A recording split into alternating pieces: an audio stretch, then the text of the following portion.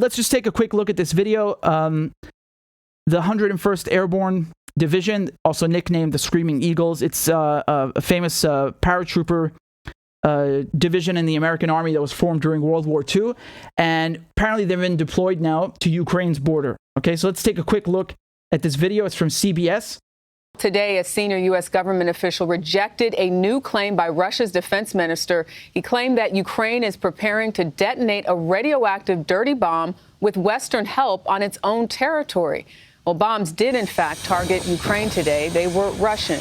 This aftermath in the southern city of Mykolaiv. Right now, the United States has about 100,000 troops in Europe.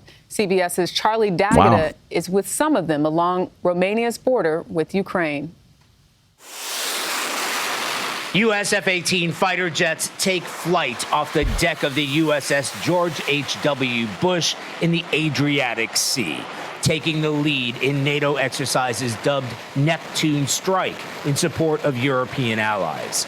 NATO released this footage of American F-22 fighter jets in formation with Italian Eurofighters and Polish F-16s, even MiG-29s over the skies of Poland. It coincides with 2 weeks of NATO nuclear training drills currently underway. While on the ground, we joined America's most forward troops near the Ukrainian border. The 101st Airborne Division from Fort Campbell, Kentucky, now headquartered in Europe for the first time since World War II. With Colonel Edwin Mathaidis and Brigadier General John Lubis, we board Black Hawk helicopters to the edge of NATO territory. Why is it necessary to have the 101st here? We bring a unique capability from our air assault capabilities. It's also incredibly meaningful to us to return to Europe after 80 years away. With the Ukrainian border less than 5 miles away, we reach the forward operating site, where soldiers of the 101st and Romanian troops unleashed a live-fire assault on targets in a simulated battle. This is exactly the kind of combat scenario Ukrainian forces are facing every single day. The big difference here is these Romanian troops are backed up with U.S. military firepower. Every shot has to count. Every training event has to be the best we could do. It's something that our allies want to emulate, and then, of course, our adversaries are watching. A show of force for America's allies and adversaries alike. Charlie D'Agata, CBS News, near the Ukrainian border, Romania. Man, it sounds so tacky. A show of force for America's allies and enemies alike. Okay, yeah, you got very big cojones. Well done. So I'll give you Scott Ritter's comments on this NATO nuclear drills, because keep in mind, for the last 2 weeks, roughly last 2 weeks, they've been holding this Operation Steadfast Noon. It's basically a nuclear drill. Okay, they're simulating, they're doing a rehearsal, an exercise, military exercise of NATO, basically NATO's ability to wage a nuclear war. And I mean, just think of the ramifications. It's like, imagine if Russia came to, I don't know, let's say they came to somewhere near Canada with, nuclear bombers and about 30 other countries, and held a drill there of a simulation with, simulating a nuclear war with the United States. Put yourself in the shoes of the Russians for just 1 second and think like how threatening that looks. And they do this all the time, man. This is not new, huh? They do this all the time. The fact that they decided to do it anyway, amid, Biden's comments, where he's saying that we're closer to Armageddon since 1962, we're the closest to nuclear war that we've ever been. Like, just think of how reckless that is. Yeah. Here, let me show you what Scott wrote. So he did this for Consortium. Steadfast Noon is nothing more than NATO training to wage nuclear war against Russia. Nuclear war against Russia. The readers should let that sink in for a moment. Yeah, they should. But don't worry, NATO spokesperson Lungsku assured the rest of the world that the purpose of Steadfast Noon is to ensure that NATO's nuclear warfighting capability remains safe and effective. It is a routine exercise, not linked to any current world events. Moreover, no real nuclear weapons will be used, just fake ones.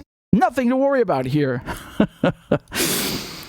I mean, this is like, they put a machine gun in a monkey's hand. They think that the Russians don't mind it because it's routine and the weapons are fake. Wow. So Stoltenberg, who's the head of NATO, he said that these drills were an important deterrence mechanism in the face of Russian, quote-unquote, veiled nuclear threats. But they weren't related to any current world events. So do you see the hypocrisy there? Like, on one hand, they say, well, look, we have to hold these drills because Russia is making nuclear threats. And then when you say, yeah, but isn't that dangerous? Doesn't it provoke Russia that you're doing this in their backyard? Say, no, this has nothing to do with any world events. It's just routine.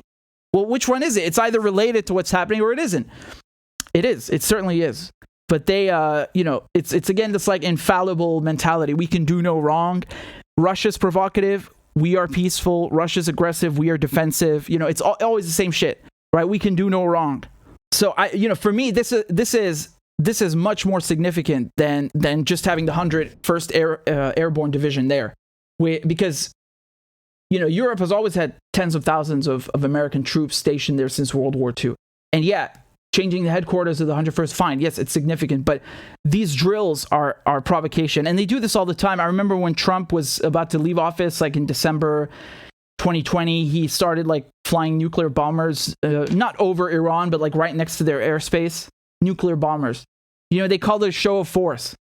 It's not provocation, it's a show of force. You see again the wording and the language. It's just a drill. It's just an exercise. It's a show of force. And then they make the Russians out to be the aggressive ones. Listen, man, when it comes to nuclear weapons, I never, show me one statement where Putin is saying, we're going to nuke you. He's not saying that. He says, if you use nukes, we'll use them in response. This is normal. Everyone understands this since 1945, right? Since the Cold War, that there's mutually assured destruction. He didn't really need to say it, but he was just kind of, saying that it's not a bluff. Like, don't even think about it because our weapons are bigger and they're better, and we have more of them than you. And when NATO is holding these drills there, I mean, I don't know how anyone can look at that and say it's not provocative. It's extremely provocative. And it's like having U.S. carriers in the Sea of China. This is provocative. Try doing that with the U.S. and see what they do to you. Try going to the Florida Keys or I don't know, near Hawaii and hold a nuclear drill with Russia and China and see what the Americans do. Just see what the Americans do. The Solomon Islands were just contemplating a security partnership with the Chinese, which maybe would result in a Chinese base there. Maybe. And the Americans went bananas. And they sent a delegation there to put the president in his place and all this shit. Just imagine the roles reversed and the reaction. And then you can see what hypocritical bullshit this is. A drill.